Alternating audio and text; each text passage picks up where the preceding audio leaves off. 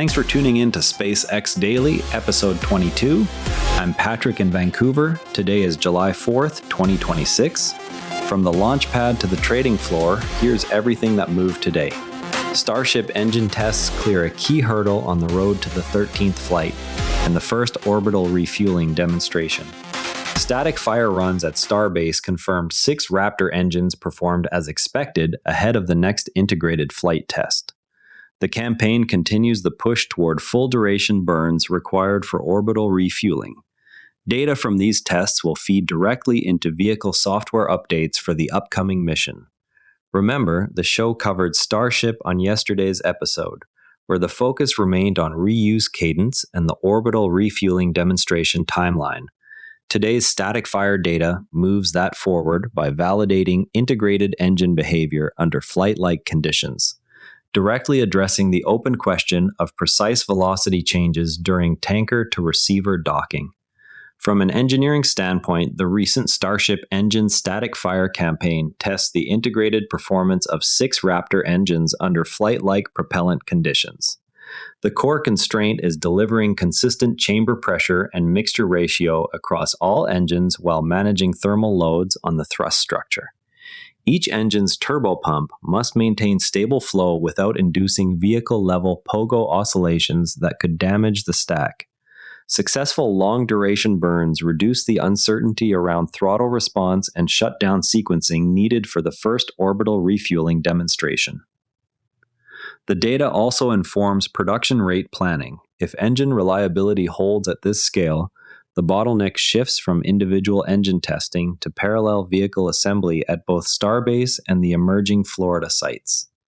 With Texas hardware now progressing, the program is also expanding its geographic footprint. Construction at Cape Canaveral continues on dedicated Starship launch infrastructure, with pad modifications and propellant systems advancing in parallel. SpaceX and contractors are targeting an initial orbital-class flight from the Florida site before year-end. This adds a second East Coast launch option beyond Starbase. Multiple sites along the Space Coast are being prepared for Starship operations, including expanded ground support equipment and potential tower infrastructure. The effort spreads launch cadence risk away from a single Texas location. Early work focuses on vehicle processing and propellant handling facilities. Observers on r/SpaceX are debating whether Florida's new pads will support simultaneous Starship and Falcon operations or require dedicated scheduling blocks. Separate threads examine the logistics of moving fully stacked Starships from Texas to Florida for early East Coast flights. While SpaceX scales its own launch capacity, a direct broadband competitor is also nearing service. Amazon's Project Kuiper constellation has reached the satellite count required to begin commercial service. The first operational launches are scheduled for the second half of 2026. This marks the first direct broadband competitor with a comparable initial orbital population. Amazon has secured launch capacity and completed enough satellites to begin offering service in selected regions this year. The system will initially focus on enterprise and government customers before consumer expansion. Regulatory approvals for spectrum and ground stations remain the next gating items. On the Falcon side, a different kind of milestone was quietly passed this month. SpaceX has now completed its 1,000th Falcon launch, a cumulative total across all variants since 2010. The milestone reflects sustained reuse rates and rapid turnaround on the Falcon 9 fleet. NASA also awarded Rocket Lab 3 dedicated Electron missions under existing contracts. The same rocket report covering that Falcon total notes an Indian startup approaching its debut orbital attempt. Coverage in the report places the Indian effort on a near-term schedule without naming the specific vehicle or pad. The item appears alongside the SpaceX count as part of a broader weekly launch industry roundup. No additional technical details on the startup's propulsion or payload plans are included in the summary. The report frames the Indian program as one of several new entrants tracking toward first flight in the current year. Observers following the article are now watching national licensing steps that typically precede such a debut. Listeners have also been asking about access to raw flight data. Community discussion centers on whether full-resolution, multi-camera raw footage from Falcon and Starship flights will be archived publicly. Past releases have been limited to edited highlight reels. Observers note that uncut data would aid independent thermal and structural analysis.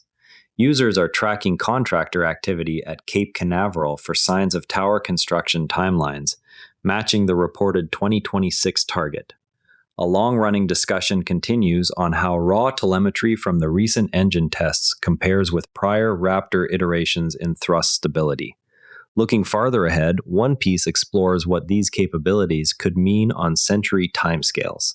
Long-range speculation in the piece examines how Starship-scale vehicles could alter interplanetary logistics and in-space manufacturing. The analysis ties current reuse and refueling milestones to potential century-scale outcomes. No firm timelines are provided beyond existing program goals. Worth keeping an eye on, Amazon's Kuiper program has now assembled enough satellites to begin service later this year, giving regulators and customers a second operational LEO broadband network. This directly challenges Starlink's market position in regions where both systems secure landing rights. Service debut hinges on successful initial launches and ground segment certification. On the AI front, no new source developments on orbital data centers or XAI compute integration appeared in today's coverage.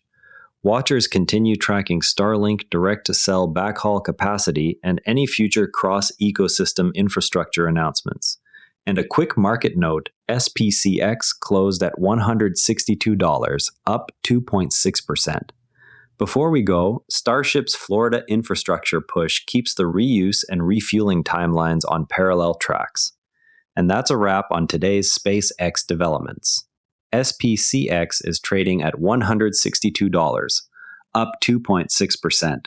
Share this with a fellow spaceflight fan if you found it useful, and subscribe so you don't miss tomorrow's episode.